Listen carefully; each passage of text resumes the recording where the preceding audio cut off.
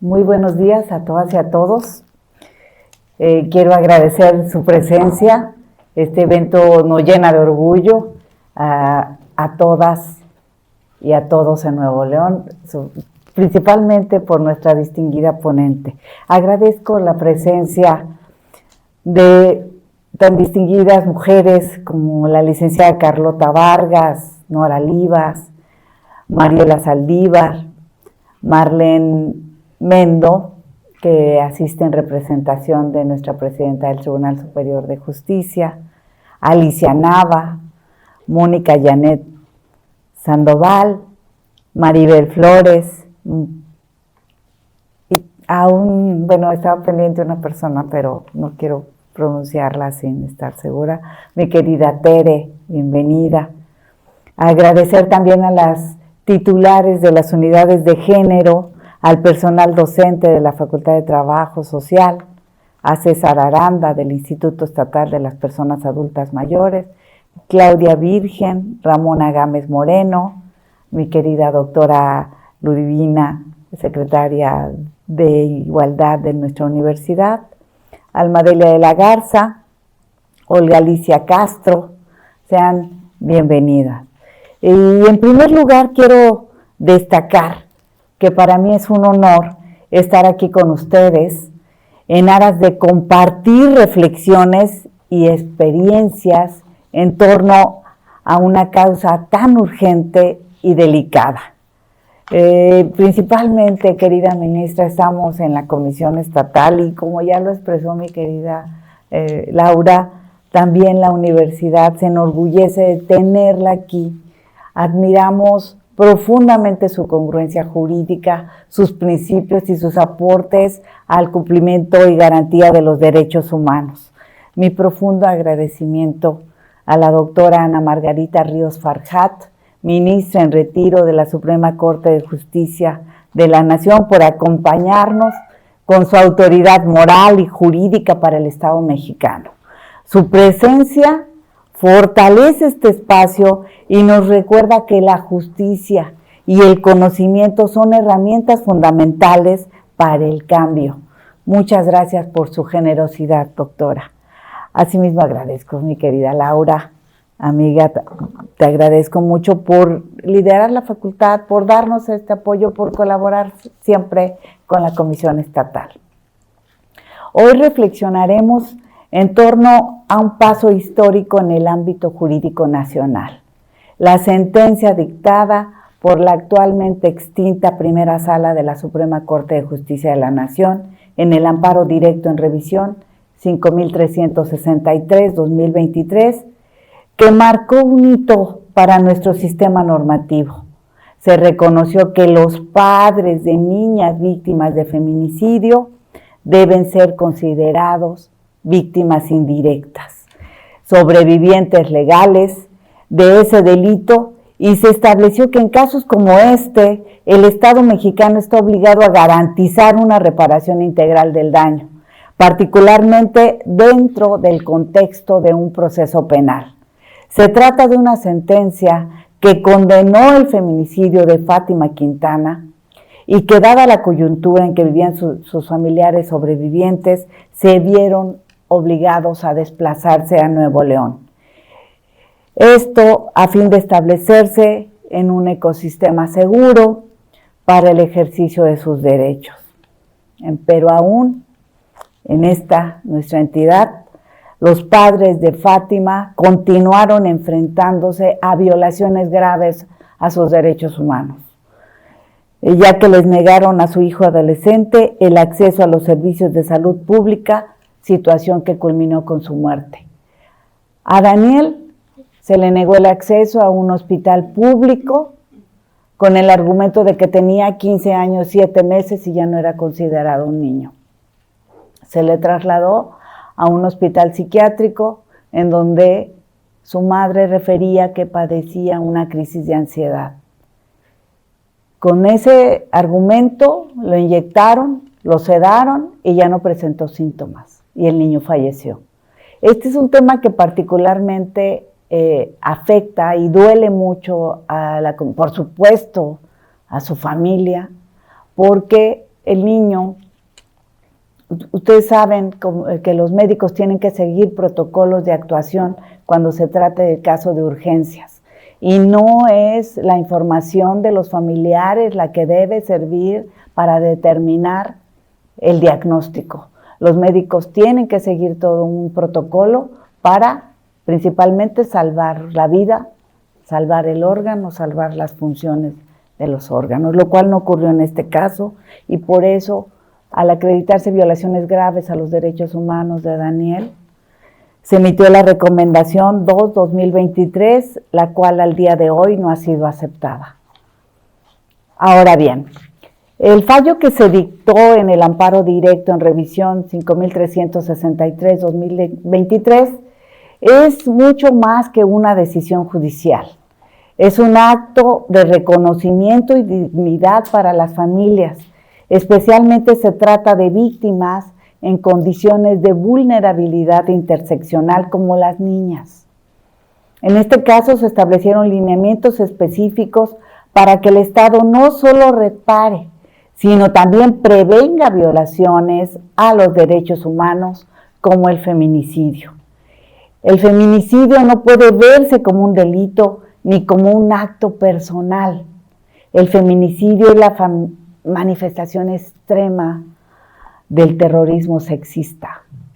Un acto impulsado por desprecio, por odio, por poder y en muchos casos una concepción de posesión o pertenencia sobre las mujeres. Las normas y los derechos que protegen a las mujeres no aparecen por generación espontánea. El derecho a una vida libre de violencia está respaldado por tratados internacionales y por normas en diversa legislación en México. Su existencia es un desafío a las estructuras patriarcales que han alimentado relaciones desiguales entre hombres y mujeres durante siglos. Relaciones que se traducen en violencia, desaparición o muerte. Por eso es fundamental alejarse de narrativas que normalicen o patologicen la violencia de género. No podemos reducir situaciones tan graves como esta a crímenes pasionales. Por ejemplo, disculpar a las víctimas porque esto les ocurre. Perdón. Estos discursos minimizan el sufrimiento, invisibilizan la dimensión social y política del problema y además favorecen la impunidad. En cambio, emplear conceptos jurídicos como feminicidio significa comprender el problema en su justa perspectiva.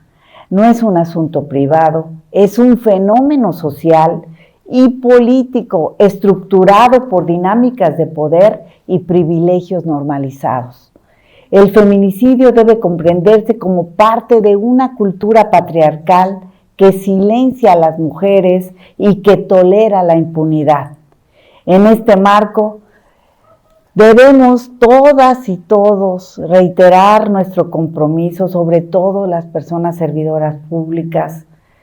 No solo la labor no solo debe denunciar la violencia, sino también debe impulsarse políticas públicas que primordialmente enfrenten la vergüenza, el miedo y la culpa de tantas sobrevivientes de violencia que cargan y rompen la raíz de la tiranía de su silencio. Ese debe ser el fin, romper el silencio. Solo así podemos avanzar hacia un régimen de justicia capaz de responder con eficacia y humanidad. Las autoridades de Nuevo León estamos obligadas a fortalecer a las mujeres. Es nuestro deber implementar mecanismos jurídicos, políticos, académicos, que legitimen sus voces, que protejan sus relatos y que se les reconozca como sujetas de pleno derecho. Que la reparación del daño no sea solo una promesa, sino una realidad concreta.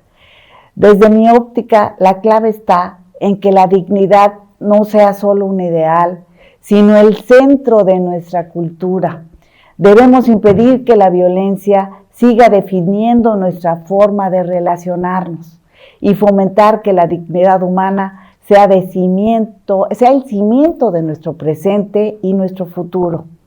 Me gustaría finalizar con una frase de Chimamanda Ngozi, una voz resonante y contemporánea en la lucha por los derechos de las mujeres.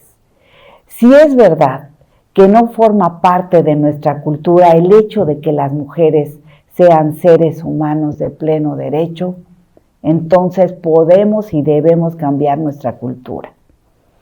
El cambio es urgente y posible y profundamente necesario.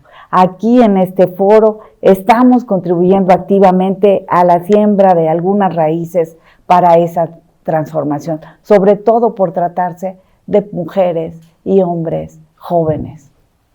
Muchas gracias por la oportunidad de estar hoy con ustedes, por acompañar este diálogo, por trabajar juntos por la paz, por la justicia, por una vida libre de violencia.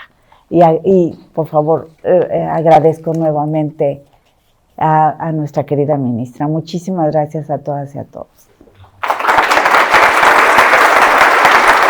Muchas gracias, ministra. Gracias a usted, ministra. Muchas gracias. Gracias. Gracias, mi amiga. Gracias. Gracias. Continuando con nuestro programa, daremos inicio con la ponencia del caso Amparo Directo en Revisión 5363-2023, para lo cual le doy la bienvenida a la maestra Ana Victoria Delgado Ortiz, docente de la Facultad de Trabajo Social y Desarrollo Humano, quien fungirá como moderadora de estos diálogos. Y antes de cederle la palabra, me permitiré una breve semblanza de la La maestra Ana Victoria Delgado Ya está su presentación de la doctora, ¿verdad? Egresada de la maestría en métodos alternos de solución de conflictos, obteniendo el reconocimiento de mención honorífica. Facilitadora certificada de mecanismos alternativos para el ejercicio de la mediación y la conciliación por el Poder Judicial del Estado de Nuevo León. Docente de la Licenciatura en Trabajo Social y Desarrollo Humano desde hace 7 años, impartiendo unidades de aprendizaje, de mediación y derechos humanos con un enfoque desde el trabajo social. Actualmente se desempeña como coordinadora de la Licenciatura en Trabajo Social y Desarrollo Humano, coordinadora del Comité de Mediación y Cultura de Paz, además, coordinadora del equipo de creación del programa educativo de la Licenciatura en Derechos Humanos y Estudios para la Paz. Ahora le doy la palabra a la maestra Ana Victoria para comenzar este momento. Adelante, maestra. Sí, yo no sé por qué está hablando para que se apagamos el micrófono. Ya. Ana Victoria. Ana Victoria. Ana Victoria, ¿cuál es su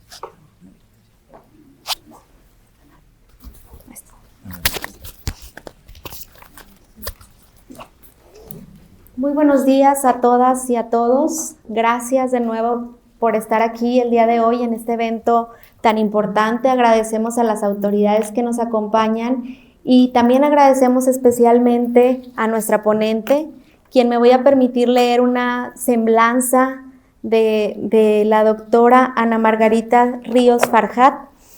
La doctora Ana Margarita Ríos Farjat, originaria de Monterrey, Nuevo León, es abogada por la Universidad Autónoma de Nuevo León y doctora en Política Pública por el Instituto Tecnológico y de Estudios Superiores de Monterrey. Cuenta con una sólida experiencia en litigio civil, mercantil, administrativo, constitucional y de amparo, así como en asesoría jurídica en telecomunicaciones, derecho bursátil y comercio internacional. Se ha desempeñado en el Poder Judicial de la Federación, en firmas legales de prestigio y como consultora independiente. En 2018 fue nombrada jefa de Servicio de Administración Tributaria, donde impulsó estrategias para combatir la evasión fiscal y fortalecer la transparencia. Cabe destacar que fue la primer titular de esta institución en implementar un cuerpo directivo partidario compuesto por igual cantidad de hombres y de mujeres como administradores generales. Posteriormente, en 2019, fue designada ministra de la Suprema Corte de Justicia de la Nación y en 2021 fue electa presidenta de la Primera Sala, cargo que desempeñó hasta diciembre de 2022. Desde su posición como ministra, impulsó criterios judiciales en favor del federalismo y la rendición de cuentas, y especialmente los derechos humanos, con énfasis en los derechos de las mujeres y la infancia, así como del federalismo y la rendición de cuentas. Las sentencias que propuso en la primera sala y al Pleno, así como sus votos, han marcado precedentes significativos en temas de justicia de género, derechos reproductivos y la eliminación de estereotipos de género en materia familiar, civil y penal. Asimismo, como ministra, impulsó la incorporación de tecnologías que permitan el acceso ciudadano a la información judicial, como la aplicación de inteligencia artificial Sor Juana, desarrollada para explicar de manera clara los proyectos de sentencia. Ha participado en múltiples foros académicos y gremiales de la abogacía a lo largo del país, como en el extranjero, entre los que se destacan instituciones como el Banco Mundial, la Universidad Complutense de Madrid, la Universidad de Harvard, la Universidad de Stanford, entre otras. Es integrante del Consejo Editorial de la revista Abogacía y forma parte del Consejo Asesor de las revistas jurídicas especializadas de la Universidad Anáhuac y de la Universidad Autónoma del Estado de México. Es autora de diversos artículos y ensayos en materia jurídica, entre los que se destaca en materia de género, Justicia de Lenguaje Inclusivo de Derechos Humanos en México, en donde expone que este tipo de lenguaje es el camino hacia la equidad de género, erradicación de la discriminación y violencia contra las mujeres. Su labor ha sido reconocida con múltiples distinciones, como la creación de cátedras en su honor en la Universidad Autónoma de Coahuila, en el Tecnológico de Monterrey y en la Universidad Iberoamericana Campus Torreón, y el doctorado honoris causa por la UANL en 2021. A principios del 2022, la Oficina de la Organización de las Naciones Unidas en México destacó su labor como referente para la primera conmemoración del Día Internacional de las Juezas. Actualmente se integró al claustro de profesores de la Universidad de Monterrey y al doctorado en Desarrollo y Seguridad Nacional en el Instituto Mexicano de Estudios Estratégicos en Seguridad y Defensa Nacionales, y retornó a la práctica privada de la abogacía. Por favor, les pido un fuerte aplauso para recibir a la doctora Ana Margarita Ríos Farjat.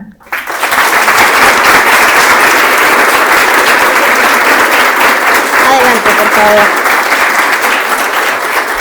Qué gusto tenerla aquí. Adelante, por favor, tomamos asiento.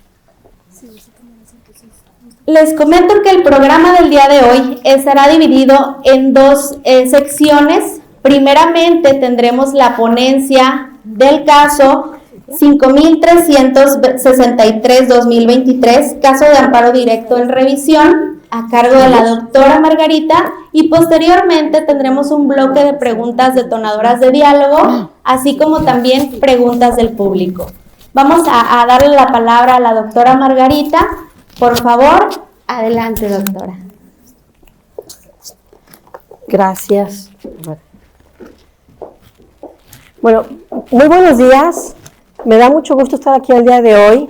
Veo muchos estudiantes. Me gustaría saber si hay abogados, abogadas, o estudian trabajo social, pero estudian en la uni. ¿Sí? ¿Licenciatura?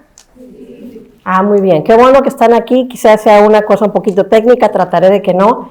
Pero yo quiero comenzar agradeciendo la presencia de todos y todas aquí, en una época en que es difícil trasladarse por el tráfico y por la cantidad de personas que ahora somos. De verdad, el tiempo presencial se valora mucho. Muchísimas gracias. Agradezco muy profundamente, de verdad, esta invitación a Sandra Méndez Arellano.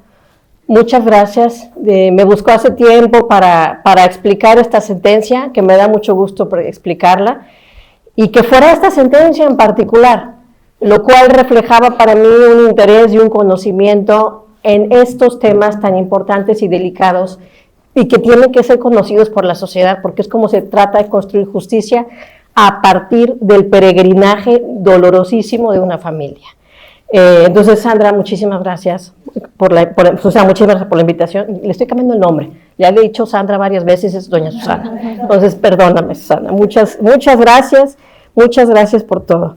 Laura González García, muchísimas gracias por las generosas palabras de presentación y muchas felicidades porque les tengo que decir, y con respeto a los compañeros varones que estén presentes, me llena de orgullo que las mujeres estén ocupando espacios de dirección, porque pues cuando yo era niña no era lo común. Entonces, y esto yo creo que normalizarlo, hace que una sociedad sea más feliz el día de mañana. Así que muchas gracias y muchas felicidades. Ludivina Cantú, muchas gracias por tu presencia, querida amiga. Saludos por favor al rector. Creo que lleva un gran rectorado, tiene una gran responsabilidad, ni más ni menos que el futuro de todos ustedes jóvenes. Me dio mucho gusto también coincidir en una salita previa con Nora Livas, Carlota Vargas, Mariela Saldívar, doña Nora y doña Carlota, de verdad son mujeres predecesoras que nos han abierto camino, y las generaciones que hemos seguido no hemos sino tratado de honrar las dificultades que vivieron y tratar de aminorar las dificultades de las generaciones que nos siguen. Yo creo que de eso se trata. Ana Victoria, muchas gracias por la lectura tan generosa de mi semblanza, y quiero agradecer especialmente a María Santos y a Leticia García. María Santos es una gran colaboradora, comprometidísima con los temas de género, así que le agradezco mucho, no sé dónde quedó María, le agradezco mucho todo lo que hace por nosotros. Bueno, traigo yo una presentación. ¿Cuánto tiempo tenemos para no pasarme? Tenemos todavía unos 20 minutos o media hora, algo así. Lo que quiero es explicarles la sentencia, el caso, los hechos, narrárselos, platicárselos, cómo fue, en qué condiciones llegó la situación de la familia, es decir, la situación jurídica, le decimos los abogados o las abogadas, cómo se problematizó judicialmente lo que habían vivido y a qué nos enfrentamos en la corte para resolver y qué resolvimos. Y por qué considero que se destaca la importancia de esta sentencia. Entonces me voy a atravesar aquí al atento joven porque quiero esta cosita aquí. No soy muy diestra con esto, espero no fallar mucho.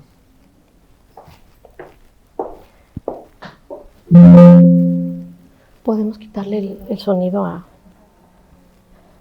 Bueno, este es un amparo directo en revisión. Eso significa que primero lo conoció un tribunal colegiado, después llegó a la Suprema Corte en revisión. No me quiero detener en las cuestiones técnicas. Nadie tuvo la valentía de alzar la mano cuando pregunté si había abogados y abogadas, así que no quisiera yo entrar en cuestiones muy técnicas. Pero lo que tenemos aquí es que este es un amparo directo en revisión que promovieron los papás de una chiquita de 12 años que fue víctima directa de feminicidio, Fátima. Se llamaba Fátima la niña, y ellos promovieron este juicio por su propio derecho, como víctimas indirectas, y esa es parte de la cuestión que vimos en la corte. Y me voy a atravesar del joven, no pasa nada, pero no van a escuchar los compañeros. Y bueno, y en representación de su hija. ¿Y contra qué lo promovieron? En contra de una sentencia que se dictó en 2023, ya mencionaba yo, por un tribunal colegiado del segundo circuito. El segundo circuito, pues, es el Estado de México, es Toluca. Voy a poner aquí un reloj para no pasarme. Si quiere, yo le voy recordando. Me va a pasar tarjetitas. Bueno, el tema clave, ¿cuál fue? Determinar respecto del delito de feminicidio las condiciones que deben observarse para observar la calidad de víctimas indirectas. Y ahorita vamos a ver qué es eso de calidad de víctimas indirectas que reclamaban los padres, ¿no? Pero ellos iban por el tema de reparación integral del daño, consideraban que no había una reparación del daño, que había condenas, lograron la condena de los dos adultos que violaron y asesinaron a la niña, pero no había una reparación del daño.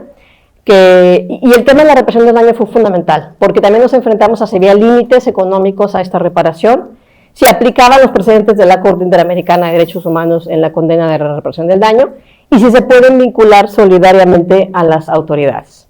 Bueno, voy a los hechos. El 5 de febrero de 2015, en Lerma, en el Estado de México, Fátima salió de la secundaria que estaba en un municipio como a 18 minutos de su casa. Sale de la secundaria en una combi de transporte público para ir a su domicilio. Ella salió con una amiguita, se iban juntas y ya cerca del caserío pues se separaban cada una para su casa.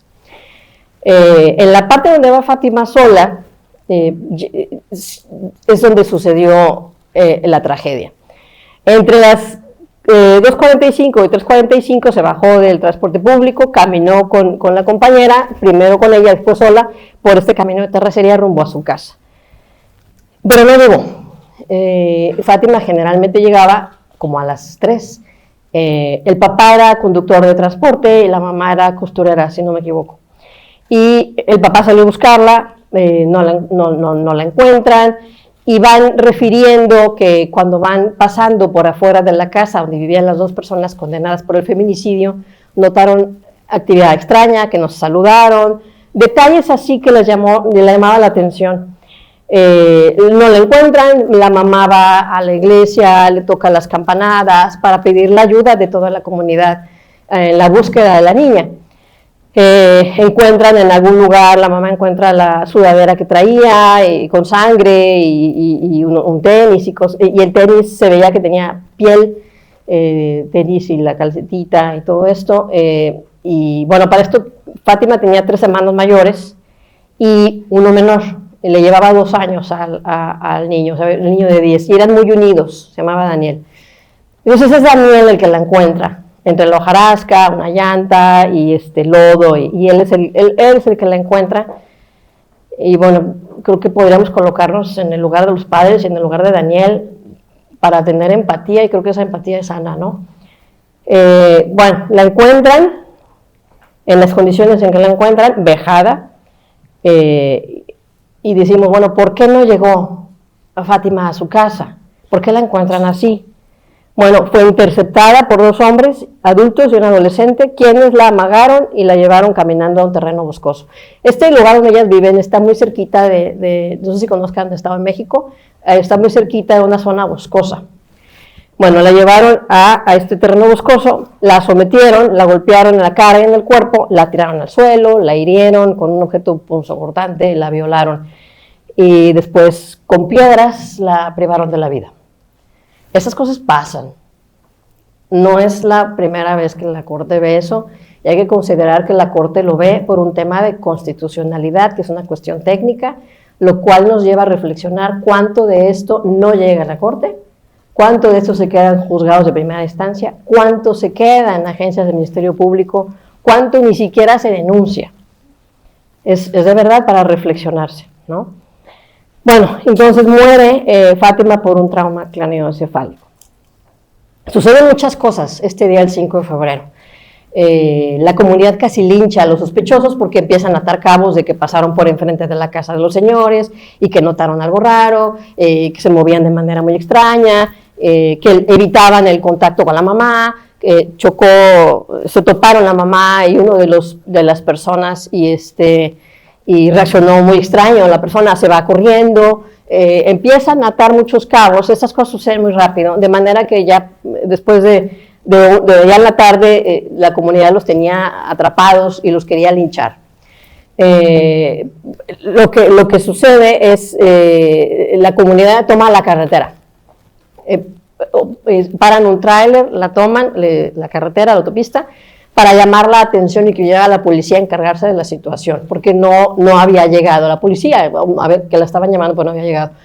Entonces hacen estas medidas para que llegue la policía, no linchan a nadie, pero uno de los adultos pues ya no resultó detenido. Y finalmente ya detienen a uno de los adultos, uno queda en libertad, y al adolescente. Pero comienzan las amenazas a la familia. Por eso la familia de Adara Nuevo León, que ya lo mencionó, no sé si lo mencionaste tú, Susana.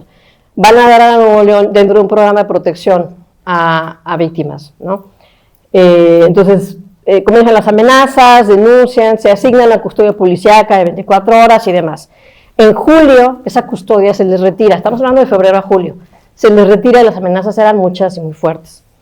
El proceso contra el otro adulto sigue. Se intensifican las agresiones que recibía la familia, llamadas amenazantes, se colocaban afuera de su domicilio, les gritaban cosas y demás, y aquí se empiezan a incrementar porque ya hasta incluso llegan a balear la casa de la familia, ¿no? O sea, es ¿para qué? Para que dejaran de impulsar los procesos penales. Y esta situación de que toda la comunidad pues estaba en un estado de shock con lo que había pasado con Fátima, ¿no? Piden ayuda a una organización civil y esta organización civil la contacta con la Comisión Ejecutiva de Atención a Víctimas en el Estado de México. Esta comisión, en septiembre de 2015, entonces anuncia un apoyo consistente en mudarlos a un municipio que si está Casas Viejas aquí, el municipio donde estudiaba ya está por acá, y acá está el municipio a donde los trasladan. Entonces digamos que era como la misma zona en donde trasladan a la familia, muy cerquita, eran zonas aledañas, en calidad de testigos protegidos, pero la familia dice es que no hay ni siquiera señal, no hay botón de pánico, no nada, y estamos muy cerca de donde está pasando toda esta situación de amenazas. La comisión entonces tramita los pasaportes para toda la familia y con la intención de que puedan pedir asilo a otro país e inicia los trámites, pero pues no les garantiza si los van a recibir como asilados o no, de manera que la familia dice que no hicieron nada más, que si les negaban asilo, bueno, pues podían tomar esos días como vacaciones, ¿no? Como un descanso o algo, un alejamiento. En octubre, ya pasó aquí más de un año, octubre del 16, la mamá recibe ya amenaza de muerte de manera directa por parte del adolescente. Recordemos que eran 2 adultos y un adolescente. Uno de los adultos está emparentado con el adolescente. Y ya empiezan a pasar situaciones de que acosan a las escuelas de los hijos, empiezan a pararse carros afuera de las escuelas de los hijos y empiezan a recibir llamadas extrañas, así lo refiere la mamá en el expediente. ¿Y qué va sucediendo? Poco más de 2 años de los hechos, se condena a uno de los adultos a 73 años de prisión y el pago de $1,000,000, $1,070,000 y tantos mil pesos, como reparación del daño, pero le condenan al adulto. Se absuelve al adolescente en primera instancia. Eso fue una cuestión de ir reponiendo los procedimientos. Se absuelve al adolescente, al otro ya lo habían simplemente decía que libertad, que él no había pruebas en contra del otro adulto. Se repone el procedimiento, bueno, contra el adolescente se logra una condena de 5 años de internamiento. Sigue el proceso, la familia recibe asesoría de organizaciones de la sociedad civil, pues las amenazas siguen, a la familia no le dan asilo en otro país, las amenazas siguen, la comisión ejecutiva entonces muda a la familia a Nuevo León. De Estado de México vienen a dar a Nuevo León y cubre la renta de un año, cubre traslados para seguir atendiendo los juicios. Pero la familia se dolía de que decía, es que venimos para acá, pero no hay ni alimentos en el refri, y mi marido sin trabajo, y nosotros, ¿qué vamos a hacer mañana? O sea, ¿de dónde vamos a obtener el dinero para nosotros generar nuestra subsistencia? Entonces decían, la atención, una de las primeras observaciones y reflexiones de este caso también es la atención que se da. No puede ser meramente formal, seguramente había muy buena voluntad de parte de los funcionarios que integraban la CEAV en el Estado de México, pero hace falta siempre un poco más, es pensar en el lugar de la víctima, de qué va a vivir y qué va a hacer, ¿no? Para que realmente se cumpla lo que se espera de las instituciones. Se necesita siempre que estemos dando un poquito más. Bueno, participan en una marcha aquí en Nuevo León en 2017 y ahí conocen a una abogada que les vino a ayudar a enderezar bien, apoyarlos bien en la vía penal, con esta cuestión de las condenas y las reparaciones de los daños. En noviembre de 2020 ya habían pasado 5 años de la cuestión del fallecimiento, del homicidio de Fátima, y Daniel ya tenía 15 años, y Daniel, estando en Nuevo León, presenta episodios de dolores que no sabían qué era, en el estómago, y lo llevan a 3 hospitales. Lo llevan a 3 hospitales en Nuevo León, y en uno de ellos incluso le dijeron, lo que su hijo tiene es ansiedad, y le recetan algo para la ansiedad. Y el niño muere después. Lo que tenían era úlcera.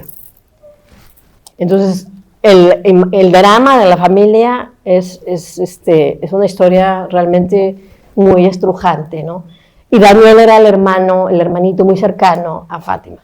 Entonces muere el chico y pues la familia sigue impulsando los procedimientos. La familia, de su proyecto de vida en Lerma, si vienen a Nuevo León en una protección y en Nuevo León se encuentran con esta situación, tienen que reinventarse, ver de qué van a trabajar, no podían tampoco salir tanto porque estaban protegidos, pues si no salen, cómo sobreviven. O sea, hay cosas que nos falta articular como sociedad para apoyarnos bien en caso de una tragedia de estas. Desde luego que no deberían suceder estas tragedias, pero en caso de que sucedan, ¿cómo nos articulamos? Bueno, hasta 2021 el adulto que originalmente es liberado se condena a prisión vitalicia y a una multa y pago de $1 millón, igual que el otro adulto. Entonces la familia tenía 2 condenas contra los adultos, el adolescente, y de los 2 adultos tenía orden de reparación del daño a cargo de estos por $2 millones en suma. ¿Qué exigían los padres? ¿Cómo es que llegó de estos hechos? ¿Qué sucedió? Ellos exigían, decían, es que hay una omisión convencional y constitucional, convencionales de tratados internacionales en materia de derechos humanos, y constitucional en garantizar una reparación integral del daño, u otros medios de compensación justos y eficaces. ¿Qué pasa si los condenados no tenían dinero? ¿Quién les va a resarcir a la familia, no? La reparación del daño no se limita a un tema monetario, también decía la familia, ¿no? Sino el resarcimiento de todas las afectaciones y garantías de no repetición, que no se repita. La reparación integral del daño es aplicable como víctimas y no como ofendidos. También había esto es fundamental, porque se decía, bueno, es que son ofendidos. Ellos resintieron, como le decimos a las personas que estudiamos derecho, la afectación del bien jurídico tutelado. No, es una diferencia entre ser ofendido, un delito, que eres dueño del bien o algo así, a ser víctima indirecta. En este caso tenemos la víctima directa, es quien sufrió físicamente la agresión, Fátima. Pero esa agresión, esa afectación fue tan grande, tan grave y dolorosa para la familia, que la familia debe ser considerada víctima indirecta. Entonces, las víctimas indirectas de feminicidio, en este caso, fueron la familia.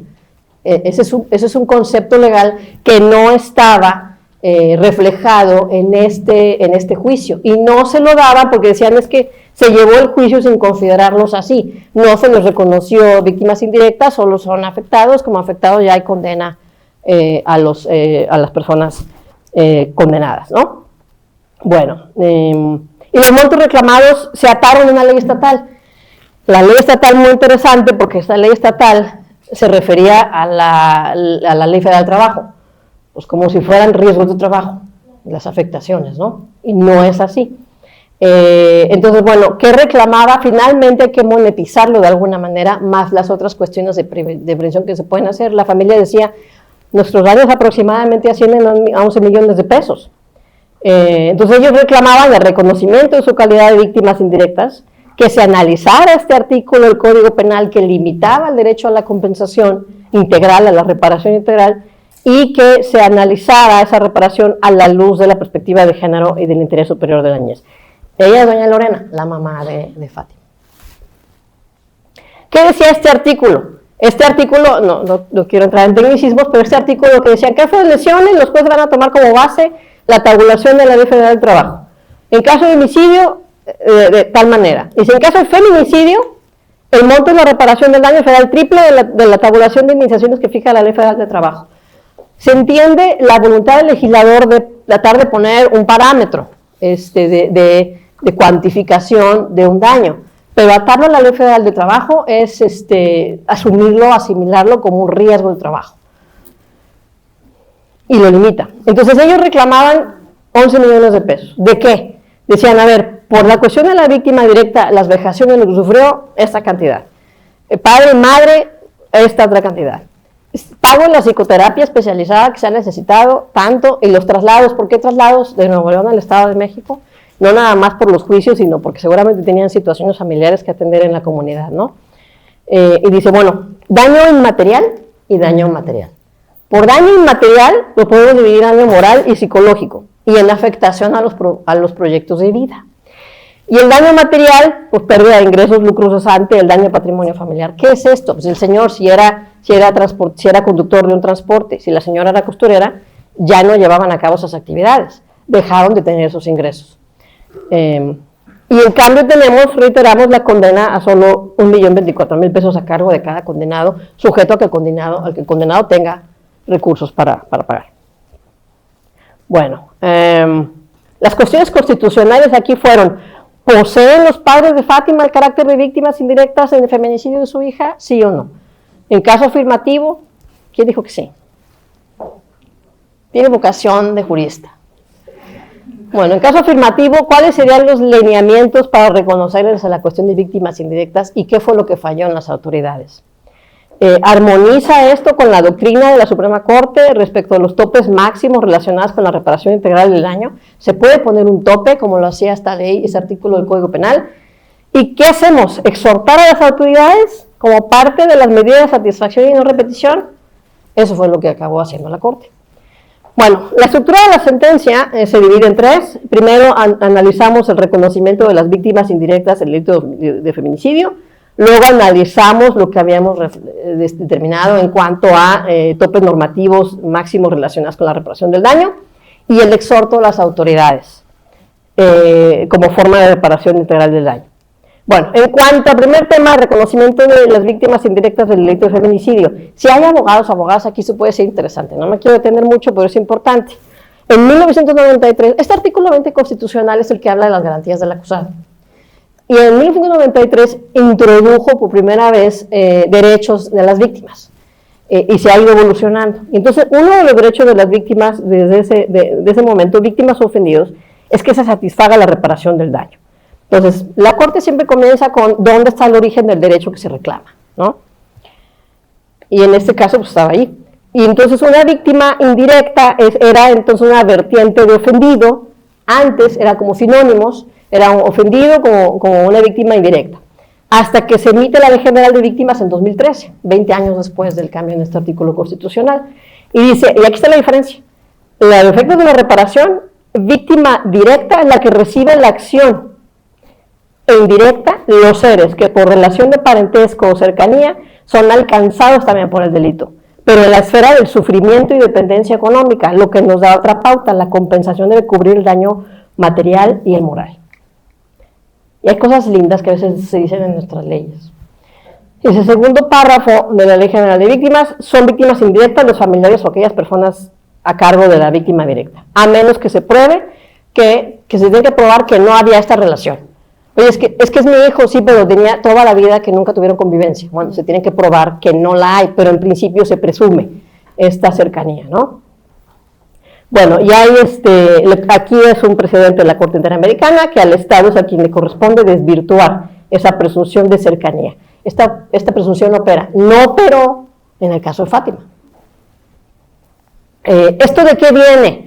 Hay un precedente muy importante de Corte Interamericana, no sé si recuerden, están muy jóvenes, pero no sé si recuerden el tema de las chicas asesinadas en Ciudad Juárez. Se le conocía con un nombre muy feo, ¿no? Muertas de Juárez, que es un nombre muy feo.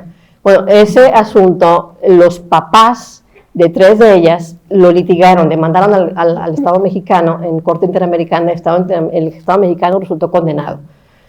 De 3 de ellas nada más, eran muchas. Condenan a México en la Corte Interamericana y se conoce el asunto como campo algodonero. Hasta es un nombre más digno. Y se conoce así porque a las chicas las encontraban en un baldío que antes era un campo algodonero, ahí en Ciudad Juárez. Ya no está abandonado ni nada de esto.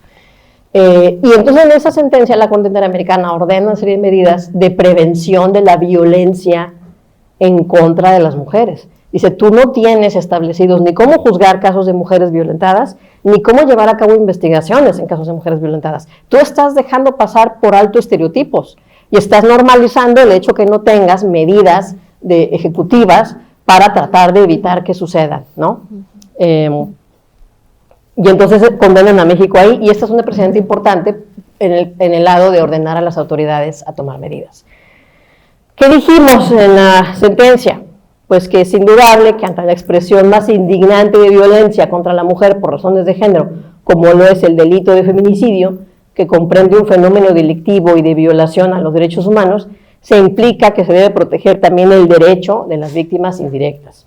Entonces aquí hubo un reconocimiento de las víctimas indirectas. Se presume que lo son, doña Lorena y don Juan, se presume que son víctimas indirectas, en este caso, que había un acercamiento con ella, que estaban con las niñas, y que hay una afectación, y si no se puede cuantificar en ese momento, bueno, hasta que se ejecute la sentencia, pero debe haber un reconocimiento de esta calidad de víctimas. Entonces justifica la condena de reparación integral para cada progenitor, y además pues había hechos notorios que tenían que ser tomados en cuenta, como las particularidades del asunto. ¿Cómo qué hechos notorios? El traslado mismo a la familia, la pérdida del segundo niño, la pérdida de los trabajos, lo que la familia estuvo litigando, porque además al no ser víctimas indirectas, ese reconocimiento, ¿qué le quedaba? Pues la reparación del daño a costa de las personas que fueran finalmente condenadas. O sea, creo que sí fue un caso que dejó a la familia desamparada. El hecho notorio con el desplazamiento forzado.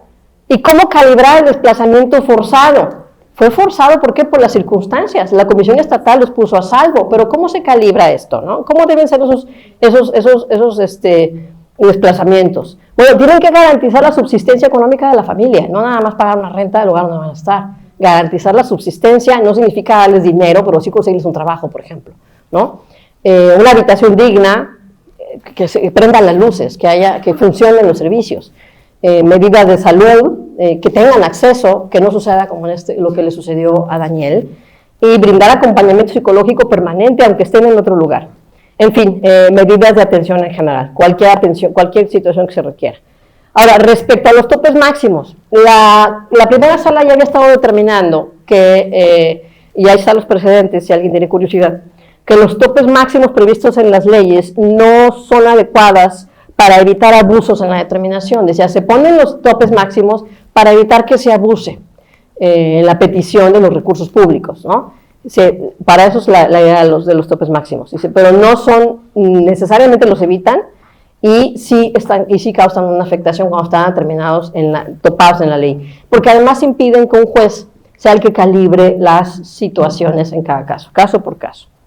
Bueno, estos son los precedentes de reparación del daño, y qué es lo que debe contemplar, y qué puede ser más allá de lo que marca una ley, ¿no?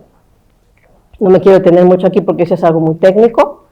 Ese es un precedente importante de cuándo se puede postergar la cuantificación.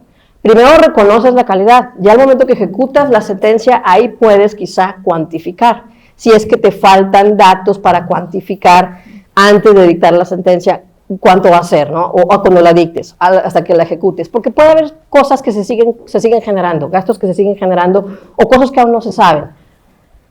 Bueno, entonces la Corte en este asunto concluyó que el Tribunal Colegiado erró porque no identificó que el artículo que estaba impugnando la familia de Fátima fijaba un tope máximo para la condena de reparación del daño, y que eso era contrario a lo que la Corte llevaba determinando en los últimos 15 años, que debió analizar la regularidad constitucional del artículo porque fue la médula del planteamiento. La familia siempre dijo, este artículo es inconstitucional, va en contra de la doctrina de la Corte, y como quiera se les aplicó. Bueno, entonces el Tribunal Colegiado dijo, ahí está el artículo, y entonces se fija la reparación del daño en $1 millón y a cargo de los condenados. Entonces lo que ordenó la Corte fue, prescinde de considerar que este artículo es constitucional, es contrario al derecho a obtener una reparación integral del daño, revalora la reparación del daño siguiendo la doctrina de la Corte, analiza todas las pruebas, considera la calidad de víctimas y emite una nueva sentencia. El tercer punto, ¿qué dijo la Corte y por qué? Es un exhorto que involucra a las autoridades. Les comento que inicialmente la propuesta era una condena solidaria a las autoridades. ¿Por qué? Porque había una alerta de género en varios municipios aledaños a donde vivían la familia. Siendo que existía una alerta de género, se espera, porque la alerta para eso es que se incrementen las medidas y las protecciones de esta situación. Entonces, había una obligación, la Corte lo que consideró es, bueno, por lo menos un exhorto, que haya un exhorto a las autoridades para prevenir la comisión del delito de feminicidio porque existía esta alerta de género.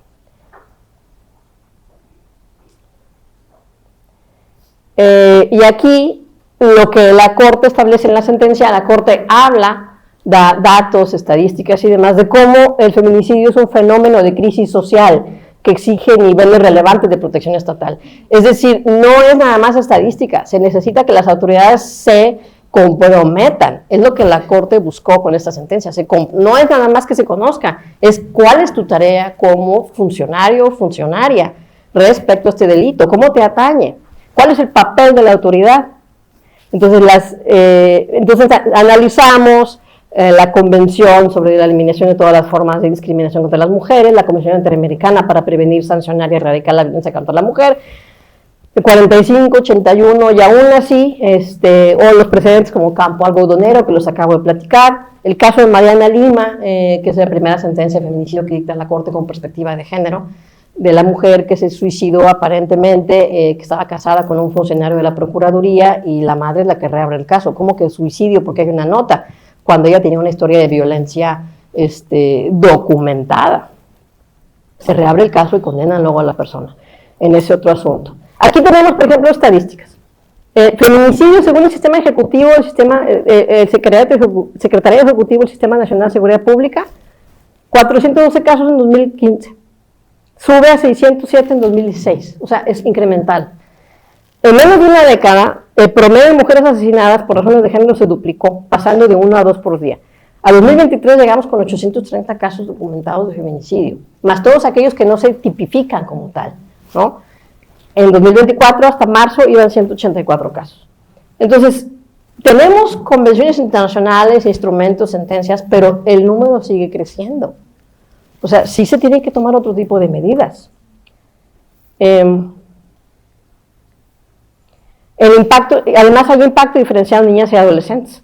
En 9 años, 1.280 feminicidios en caso de menores de edad, 960 casos de corrupción de menores en tráfico y trata, 2.880 víctimas de lesiones. Un informe de la situación de los derechos humanos en México es la violencia contra niñas y adolescentes está al alza, con un incremento de 270% en casos de violación sexual, así como la desaparición de 400 niñas y adolescentes en 2014.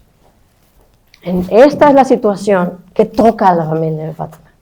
Una familia que desde luego no se lo imaginaba. Fátima era una niña que leía Harry Potter, que leía las crónicas de Narnia, que le gustaba la poesía de Rubén Darío, a la mamá también le gusta leer. Es una niña que puede sentir cercana. En gran medida, esto motivó la emisión de la alerta de violencia de género en 2015, para 11 municipios del Estado de México, entre Toluca y Naucalpan, que son colindantes con Lerma.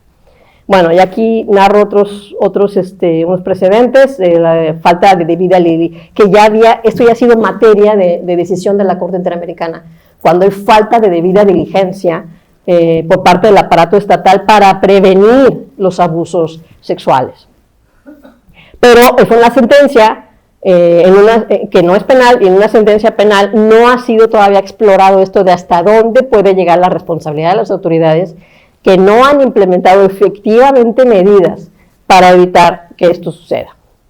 Entonces, lo que dijimos nosotros fue que en este caso es posible, por vía de la exhortación a las autoridades, que contribuyen de tomar medidas, porque contribuyen esas medidas a esa reparación integral del daño. La reparación integral del daño no nada más que se le condene al Estado mexicano a los 11 millones de pesos, que habrá que ver como quiera que valoró, si valoró el juez que esto era coincidente con las pruebas, y si se allegó de otras. No, sino que también hay otras cuestiones que no son económicas en la reparación, ¿no? Digo, nadie nos va a restituir la pérdida de un ser querido, y menos de una manera tan violenta, pero no es económico nada más lo que se puede hacer para resarcir esa memoria, y además prevenir futuras violaciones a derechos humanos. Entonces aquí lo que nosotros dijimos, establecimos que de acuerdo con parámetros, que cómo debe ser una sentencia de este tipo en este tipo de casos, que haya una sentencia condenatoria por un delito que involucre violación grave de derechos humanos, la hubo, feminicidio, Que en el expediente o de las pruebas haya factores de riesgo y capacidad de generar la comisión del delito, lo hubo. La niña hubo un tramo que caminó sola en un lugar muy despoblado, había un factor de riesgo, y eso pues a las 3 de la tarde. Que la autoridad haya incumplido con su obligación de hacer frente al fenómeno delictivo, esto es debatible. Quizá falte todavía para llegar a un nivel de compromiso con las autoridades. Dirán, es que no se puede hacer todo, pero es que sí nos hace falta hacer algo más. Las autoridades no pueden ver las estadísticas y estar a lo mejor de 8 a 8 trabajando, me consta el compromiso de los escritorios públicos, pero hace falta algo más. Quizá pensamos nosotros, si hay un exhorto o una posible eventual responsabilidad, esto cambia las cosas. Bueno, ahí identificamos factores de riesgo en la capacidad de generar la comisión del delito. Creo que las autoridades, creíamos cuando decidimos esto, que las autoridades están obligadas por lo menos a identificar los factores de riesgo. Dónde pueden estar las niñas solas, por dónde pasan, etcétera, ¿no? Como elementos que vinculan y responsabilizan a las autoridades, como que es urbano o no es urbano el lugar, hay vigilancia o no cerca, dónde está la caseta más cercana, qué características orográficas hay un bosque muy cerca de un caserío, una niña sola, pues eso ya te narra una señal de alarma importante, ¿no? Si hay mucha gente, poca gente, si hay transporte público, hasta donde llega, que haya una alerta de género cercana, por algo se emiten, y si pertenecen, o dónde puede haber la pertenencia a grupos vulnerables, ¿no? Niñas, niños, personas en situación de discapacidad, indígenas, etcétera. Bueno, en este caso sí procedía a realizar la exhortación, ¿por qué? Porque había una sentencia penal condenatoria, involucraba una violación grave de los derechos humanos, había riesgos dentro de la parada del camión y el caserío, las condiciones de seguridad, varios municipios en alerta, y entonces pues no había un cumplimiento de la prevención del feminicidio. Entonces la Corte exhortó a las autoridades involucradas y ya me acerco al final, a tomar medidas urgentes de no repetición.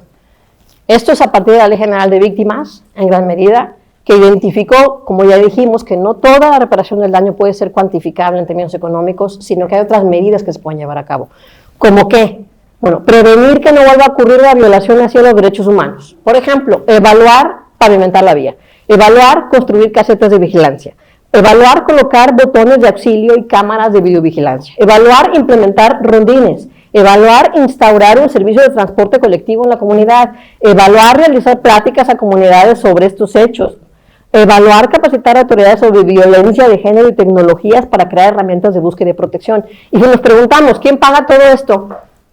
Podemos preguntarnos, ¿en qué se gasta el recurso público? Primero, ¿no? Si lo ideal, el Estado lo que debe hacer primero es protegernos. También fijamos medidas urgentes de satisfacción. ¿Qué es esto de satisfacción? Una manera de reparar el daño moral, que no es económica. ¿Cómo qué? Bueno, reintegrar la dignidad de la víctima y reorientar su memoria. No, Fátima no se lo buscó. No es que pase por ahí, ¿por qué pasa por ahí? No, es redignificar la memoria. Bueno, construir una estatua, que haya una disculpa pública, un reconocimiento de que no se le protegió. Ella camina por donde pensó que estaba segura. Y bueno, y visibilizar socialmente el feminicidio. Ya finalmente, esta es creo que la última lámina, ¿sí? Que se reconozca a los padres como víctimas indirectas, que se cuantifique el daño de manera integral de acuerdo con las afectaciones materiales e inmateriales, el no tomar en cuenta esta norma que no es constitucional, dado que se impuso el desplazamiento forzado de la familia, que se ordene la atención psicológica de cada uno de los integrantes. Si dicho desplazamiento subsiste como protección de la familia, bueno, ordenar que se asignen funcionarios especializados que aseguren la atención inmediata y permanente para cualquier situación. Y ustedes que estudian trabajo social, me imagino la mayoría, estas cosas son fundamentales, donde se necesita mucha gente como ustedes. Es fundamental la labor de ustedes para cosas así. Ustedes deberían ser ese tipo de funcionarios especializados que saben acompañar a las familias que lo necesitan en una situación de este tipo. Y bueno, exhortar a las autoridades del Estado de México en los términos que se indicaron, sin que éstas puedan decir que carecen de facultades. No, hay que evitar esa respuesta. entonces en todo caso tienes que canalizarlo al área o dependencia que corresponda. Para eso está, en mi entendimiento como ciudadana, más allá de haberla conocido de adentro o de afuera, para eso está la Corte. Así como para eso están las otras áreas y los gobiernos y demás, para trabajar todos en armonía y conjunto, y que no cueste como debería costar. Y que no cueste lo que cuesta en realidad, y que no, y como quiera que sucedan estas cosas, ¿no?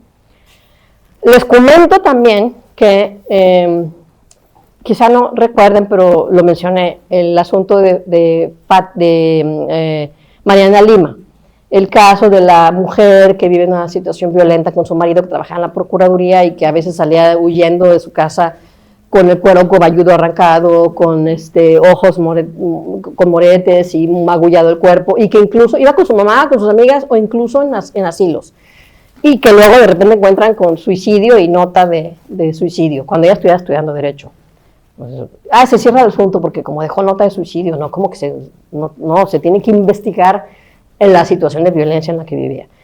Bueno, esa fue una sentencia de 2015, si no me equivoco, y esa generó la primera sentencia de la Corte donde se reconoce esta figura, constitucionalmente la figura que ya se había creado, de feminicidio.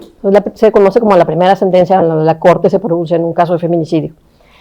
Y esta persona que está aquí dibujada es la mamá de Mariana Lima. Este libro surge, lo publicamos en la Corte, es el último acto donde su servidora participó, lo cual me llena de orgullo, porque se llama Floreciendo a pesar del dolor, es un homenaje a víctimas de feminicidio. Y tiene cómo llegamos a protocolo para juzgar con perspectiva de género, de qué trata. Trae testimonios de tres madres víctimas indirectas de feminicidio. Tiene incluso sentencias en códigos QR para quienes quieran profundizar en ellas. Tiene podcasts también en código QR. Le pica uno aquí y escucha uno la entrevista a la madre o la conversación entre dos expertas. Trae reflexiones de quienes en ese momento ministras integrábamos la primera sala. Secretarios que narran este asunto y que narran el otro que resolvimos el mismo mes de mayo de Sandra Camacho, que podrán luego googlearla. Entonces, creo que la vamos a presentar, ya nos dijo Susana que vamos a presentar este libro por aquí, y bueno, les adelanto como una ilusión que estamos empezando a trabajar en uno de infancias víctimas, ¿no? Creo que hace mucha falta eso. Bueno, con esto termino la presentación, debe haber preguntas, pero lo que les quiero decir es que si me regalaran un poquito de su atención en esto, ustedes ya conocieron a fondo un asunto, unos hechos, una familia que sufre y cómo es el razonamiento judicial de la Corte, cómo funciona, en la estructura de sentencia, etc. De alguna manera abrimos un poco una caja negra, entonces me gusta mucho la idea de haberles podido regalar ese conocimiento. Me imagino que ahora vienen preguntas y respuestas. Muchas gracias. Gracias. Muchas gracias. Muchas gracias, doctora, por permitirnos conocer este caso que, como bien menciona usted, desafortunadamente es uno de muchos que hay el día de hoy en nuestra realidad. Y justamente este comentario viene enlazado con esta primera pregunta que quisiéramos compartirle, y es la siguiente: ¿cuáles considera que son los dos principales obstáculos estructurales o culturales en Nuevo León que impiden que las mujeres ejerzan plenamente su derecho a la paz y a una vida libre de violencia? ¿Y qué papel debe jugar la educación, formal o informal, para desmantelarlo? Bueno, quizá me voy a parar porque no alcanzo a ver a todos.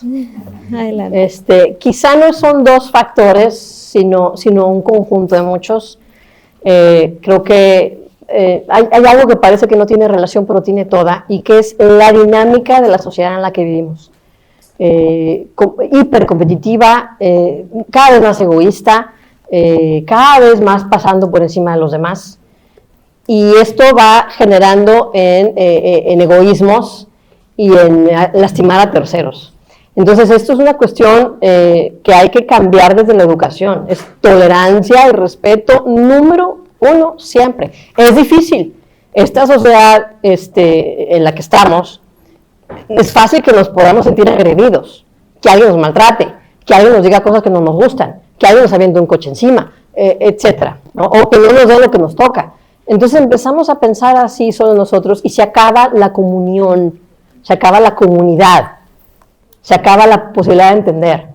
Si hiciéramos un poquito deliberadamente cada día, somos humanos y vamos aprendiendo todos aquí en este planeta nadie es perfecto, pero digamos, si todos los días dijéramos, bueno, hoy voy a concientizarme de hacer algo positivo por otro, sin esperar que se me sea reconocido, bueno, eso sería muy bueno. Y si al final del día también reflexionamos en qué cosas esperamos que los demás hicieran y qué cosas fuimos rudos o dijimos mal, pues es otra parte de ese ejercicio que puede ser dolorosa, pero que nos refleja todo lo que nos falta por ser más comunidad. Entonces, eso, de verdad, eso está subyacente, no nada más en asuntos como este. Ese es el denominador de todos los asuntos penales que hay. Entonces, eso falta, y bueno, entender hombres y mujeres, hay una igualdad de derechos de la plenitud profesional y de la plenitud como personas. No hay tareas reasignadas. Puede haber convenios personales, decir, oye, sabes que yo hago esto como un equipo, yo hago esto y tú haces aquello. Pero tiene que haber voluntad de eso. Y también el reconocimiento de que puede cambiar esa voluntad. Es decir, nadie está sujeto, encorsetado a un rol que se le quiera asignar. Claro que nos gustaría que nuestros hijos fueran de tal manera, que nos gustaría que nuestros padres fueran de otro. Nos gustaría muchas cosas, pero nadie puede imponer nada. Y esto parece muy básico, pero se los juro que está en todos los asuntos penales que queramos ver. Todos derivan de que alguien quiere imponer algo a otra persona. Y eso, lo penal es lo más grave. Pero los juzgados civiles, quien sea juez civil aquí, no me podrá dejar mentir. Eso es en el fondo. Y a partir de ahí podríamos rediseñar estructuras. Porque a lo mejor diríamos, o somos un poco cínicos. No nos pasa, no nos ha pasado. La familia de Fátima no se lo esperaba, ¿eh? Daniel no se lo esperaba, encontrar a su hermana en la hojarasca. Y a mí me llama mucho la atención como 5 años después él muere, con una úlcera. No se espera uno de repente que la vida lo lleve por un torbellino. Entonces eso es fundamental. Quizás una respuesta un poco larga, pero lo que arreglemos por encima en la ley va a tener poco impacto si no trabajamos en la parte de desarrollo humano, que aquí en trabajo social es una parte fundamental de lo que ustedes hacen. Muchas gracias por su respuesta. Pudiéramos entonces destacar que son acciones cotidianas, decisiones diarias, las que nosotros tendríamos que tomar para poder realmente construir construir esta estructura que en la actualidad tanta falta nos hace, y retomar los valores, como bien lo menciona, ¿verdad? Esos valores que parece que hoy en día pudieran estarse perdiendo, poder retomarlos para que nuestras acciones estén encaminadas a estos. Muchas gracias por su respuesta. Vamos a pasar, si me permite, doctora, a una segunda pregunta, y esta es, desde la perspectiva de la protección de los derechos humanos y el acceso a la justicia, ¿cuál es el mecanismo o la política pública más urgente que debe fortalecerse en el Estado de Nuevo León para garantizar la seguridad y la reparación integral del daño a las víctimas de violencia? ¿Y cómo pudiéramos medir su efectividad? Bueno, esa es una pregunta un poco compleja, pero primero creo que hay que articular los quehaceres públicos, y no nada más de las instituciones, sino incluso de las universidades, de las facultades, de las organizaciones civiles, articularlas, que trabajen verdaderamente en conjunto, porque con lo que nos hemos encontrado es que muchas veces hay muy buenos esfuerzos, pero están como aislados. Podríamos decir como que la gente de bien está separada entre sí, cuando lo que hace falta es esa unidad de propósito. Que si tal institución, tal facultad está haciendo algo muy bueno, sumémonos a lo bueno que están haciendo. No dupliquemos esfuerzos, más bien complementemos. Eso es fundamental, no es una cuestión que podamos decir, esta política pública está así, ojalá fuera así de fácil. El problema es que quizá estamos ya en una situación en donde lo que falta es esta articulación, ¿no? Entre todas, y ver primero como un inventario. ¿Qué se está haciendo? ¿Qué está haciendo el gobierno en este tema? ¿Qué están haciendo las diferentes secretarías? ¿Qué están haciendo los juzgados? ¿Qué están haciendo los ministerios públicos? ¿Qué están haciendo las policías? ¿Y qué les falta para hacerlo mejor?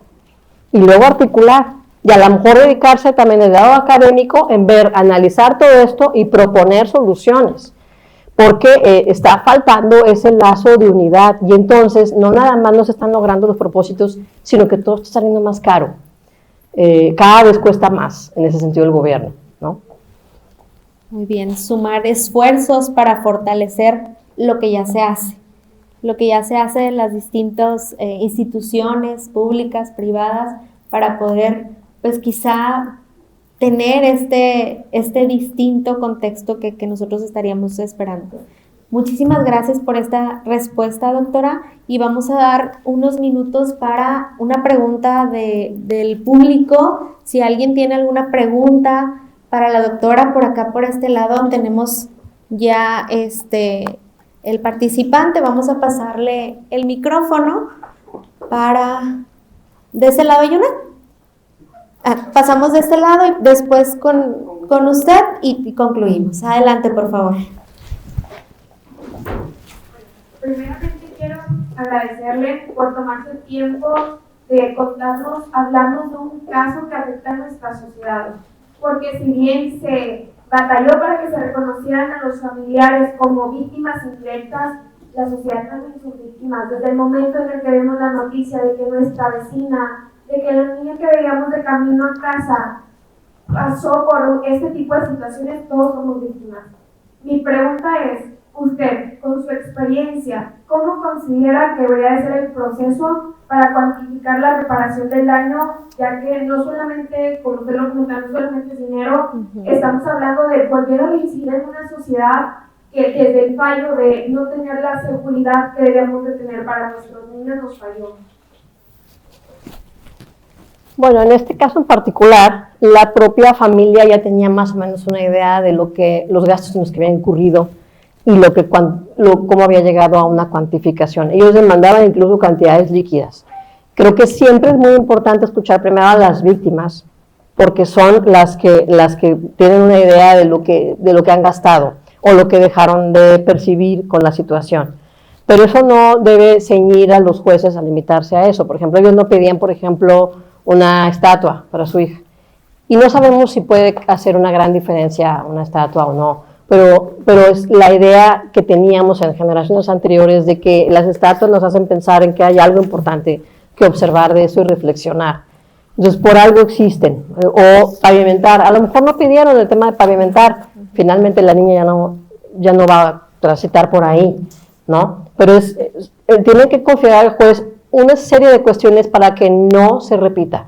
Y esas medidas de no repetición también contribuyen a que la familia, las víctimas indirectas, se puedan sentir resarcidos. Así que nunca nadie viva por lo que yo viví. Eso es una característica común que me toca escuchar en personas que sufren. Y yo agradezco y aprovecho para agradecer todos los comentarios positivos que he recibido a mi persona, de verdad, muchas gracias. Pero aquí yo no tengo comentarios positivos más que a las víctimas. Porque es la familia de Fátima la que lo sufrió y la que lo litigó, pese a amenazas y ¿para qué eran las amenazas? Para que no hiciera más. ¿Y qué hizo la familia? Siguió. Gracias a que siguió, ¿qué haces como juez? Honras ese ímpetu de justicia y estableces alguna sentencia, alguna medida que sirva para ese caso y muchos otros. Porque le ha costado mucho sufrimiento a una familia, este caso y muchos otros más, o a personas que han sufrido lesiones y que siguen aquí, etcétera, pero litigan. Entonces, en ese sentido, mi reconocimiento es a ellas. Y por eso se les debe escuchar siempre primero. Como mencioné aquí en una lámina, ellos tenían cuantificados un aproximado de 11 millones de pesos, y hasta eso uno lo ve y dice 500 y tantos mil pesos por padre. Después de 10 años, era algo como lo que consideraban que era muy justo. Y les adelanto aquí, lo platicaba ahorita en el salón, me tocó conocer a los padres, me tocó verlos varias veces, a ellos y a otros. Les digo que en mayo resolvimos dos asuntos muy trágicos y de verdad se los digo, lo que hagan por ayudarlos es poco y es muy bueno. porque a las personas que sufren, porque ves a unas en el sufrimiento y cuando sienten que alcanzaron la justicia, como en este caso, la niña no va a volver, Daniel tampoco va a volver, lo que hayan sufrido que no sabemos nosotros los jueces tampoco va a volver, pero los ves diferentes. La última vez que los vi, hasta una flor llevaron. Pidieron una audiencia y les agradecí, sí, como no, los recibo con mucho gusto y hablaban. Si también puede ir el esposo, sí, como no, que ven. Si también puede venir la abogada, sí, como no, que ven. Y ya está notificado, ya todo. Yo pensaba que necesitaban alguna cosa, ¿no? Procesal. Solo iban a decir cuál agradecidos estaban. Desde luego que les dije gracias, más bien a ustedes, pero hasta una flor llevaban. Pero lo más importante es, les juro que no vi la sombra de dolor, se sentían resarcidos. Esta es la idea de la justicia restaurativa, esta es la idea de la justicia, esta es la idea de las medidas de no repetición, de la medida de satisfacción para remediar el daño moral. Esa es la idea, de que nos muevan estos casos, de que nos mueva la necesidad. Y es una sociedad que estamos muy cínica porque vemos cosas, bien lo dijo, que no deberíamos ver. Sí es cierto que somos una sociedad que también es víctima indirecta. Nos hace daño ver cosas tan malas. Parece que no hay punto de retorno. ¿Por qué tenemos que saber de casos así? O peores a veces en los periódicos. Los periódicos cumplen su función de informar, pero no nos gusta lo que vemos porque parece que nos está educando a que esto es normal. Pero no lo podemos ocultar. Entonces no es normal, sí es verdad que necesitamos hacer algo para que no leamos esas cosas, porque a todos nos está dañando esto. Entonces somos una sociedad un poco cínica. Empezamos cuestionando en lugar de ver lo que se hace y generamos entonces una disociación entre funcionarios y sociedad. Que sí los hay muy buenos, hay que decirlo. Desde luego que sí, me consta. Que algunos no hacen bien su trabajo, bueno, para eso están las leyes. Bueno, otra vez me extendí. Pero es que de verdad estoy muy esperanzada en el trabajo que ustedes hacen. Muchas gracias y que quisiéramos nosotros todavía extendernos mucho más de escucharla, de escuchar su experiencia y lo que nos ha estado compartiendo. Vamos a pasar a una segunda y última pregunta del público. Está por este lado, por favor. De la segunda fila. Muchas gracias. Muchas gracias. Yo creo que en nombre de todos somos afortunados en México de tener una mujer como usted. Agradecemos que voy a utilizar una metáfora, como los superhéroes, se puede utilizar los superpoderes para el bien o para el mal. Y creo que la distinción es el corazón. Entonces agradecemos que no nos haya dado una plática técnica. Yo soy abogado, tengo la valentía de decir que soy abogado, pero tengo más valentía de decir que soy humano. Y creo que eso es lo que hoy resalta. Y debiera estar dentro de las exigencias de los gobiernos, la empatía que usted dice, es empatía sana. Y la empatía sana viene del corazón. Y creo que me gustaría, mi pregunta va determinada es, ¿cómo puede promover en las nuevas generaciones, sin demeritar lo técnico o jurídico, que el corazón exista siempre, que sea una obligación para poder ser un servidor público? No, pues yo quiero agradecerle, compañero, por lo que me dice, porque siento muy bonito que me lo diga. Muchas gracias. Yo les tengo que decir que yo estoy en un proceso de reinvención y un proceso pues que implica muchísimas reflexiones, mucho verme en el espejo y muchas cosas así, porque bueno, soy primero que nada persona, ¿no? Entonces escuchar esas cosas es bonito.